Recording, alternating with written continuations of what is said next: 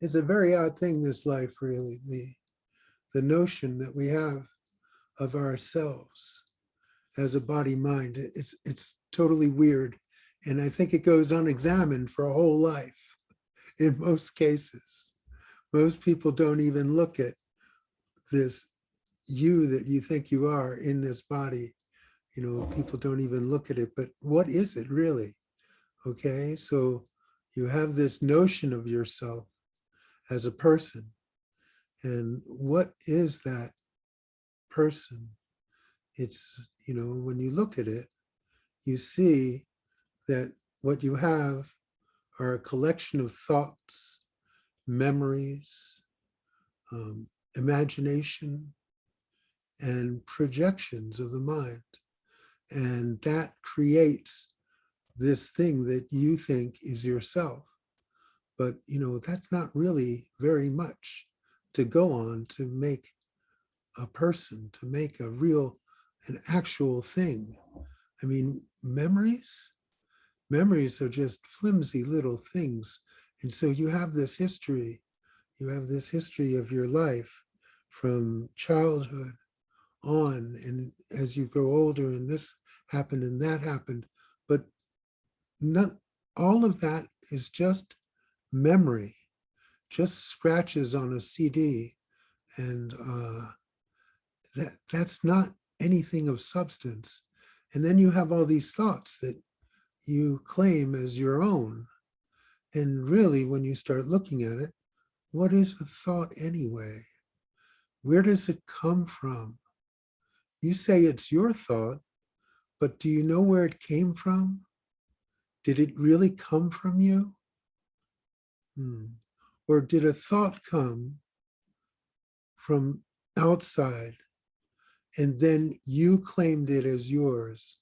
And in claiming it as yours, you evaluated it and you started messing with it. And in doing that, other thoughts were created. You say, see, it's mine, and look what I did with it. You see? But all this is just manipulation of a mind. A mind is manipulating all these things. And really, okay, how is it that this mind is yours? How is it that this mind became who you are? All of these thoughts. You know, so I always try and point everyone to just this moment, to that sense of being that is prior to thought. And if you can move to that which is prior to what it became after you had the experience and claimed ownership of it, if you can move prior, you'll be closer to what I'm actually talking about. You'll at least be pointed towards something of substance. Nothing here has any substance.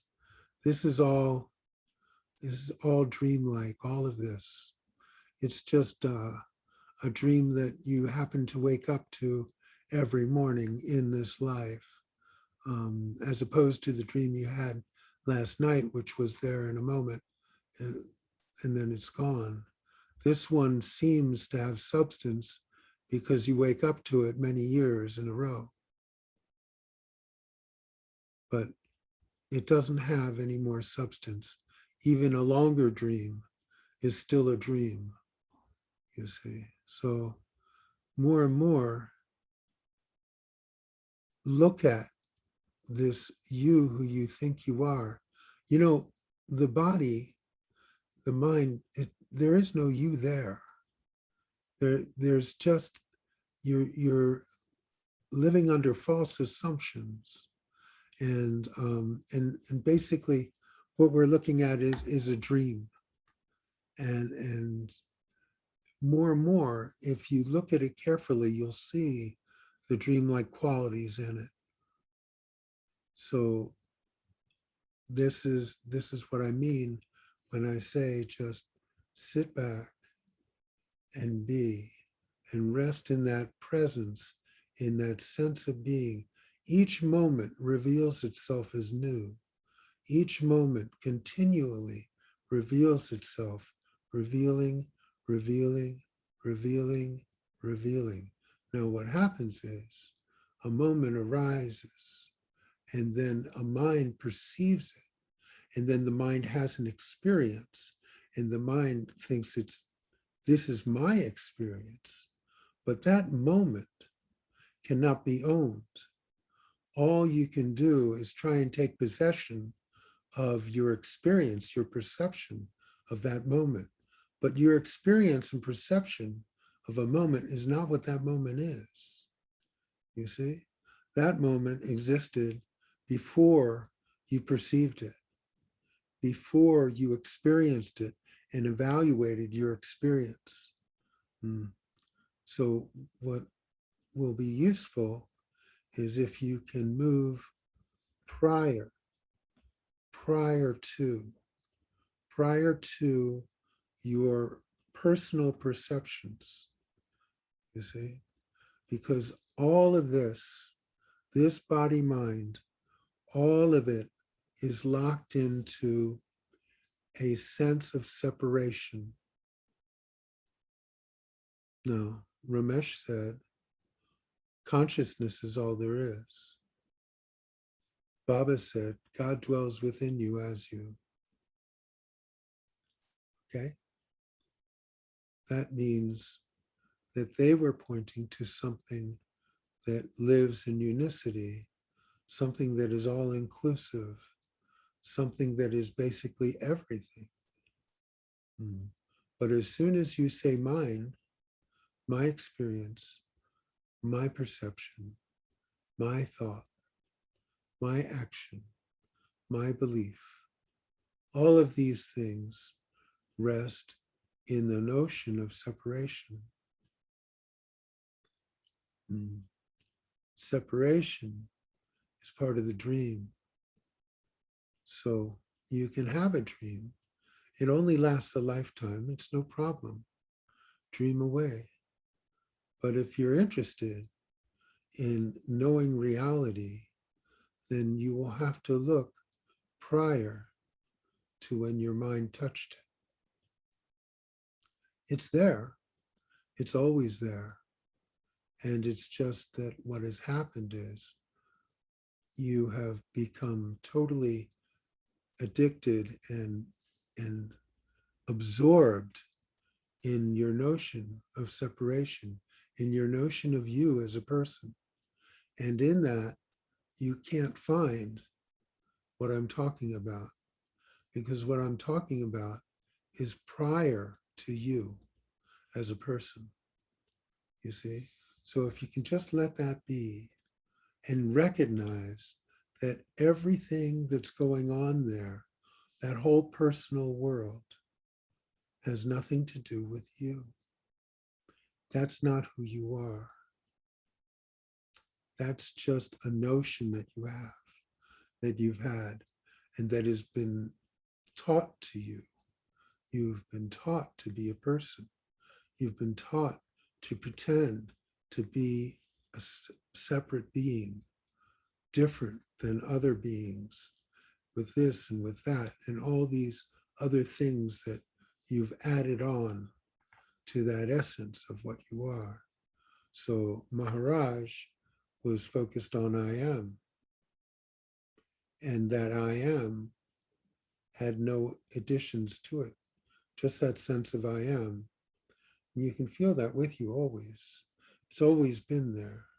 But what happens, because it's the mind focusing on it, and the mind is attached to the body, automatically the body gets attached. I am this person. I am thinking this. I am doing that. All these things get added. Go prior to the additions. And then there's just this sense of being. We can put the words I am to it, but what it is just a sense of being. You can feel just that presence of being.